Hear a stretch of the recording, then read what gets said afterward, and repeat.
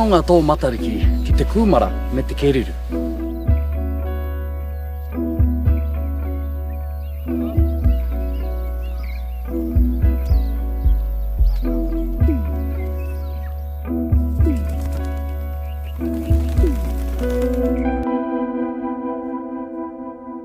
Ko matariki, ko tautoru, ko puanga, ko whakaahu ngā whetū i mātai hiai ngā ato o te hōtoke, hei whakatau i te tōnui o ngā māra kūmara. Hauhake tū kātō matariki. I ona wā ka kitea te whakamauritanga o tēnei whakatau ki e meana, ka tīmata te hauhake i te tōnga o matariki. Tēnā a te whakaarohia tērā.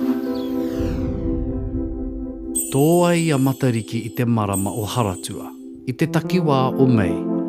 Kua taike mai te ūpoko o te takurua, kua taike mai te hauhunga me te mātautau. Kāore e tika ana kia hauhake ai i ngā kūmara i taua wārā. Ka kino pea ngā kai i te hukapapa me te makariri ne.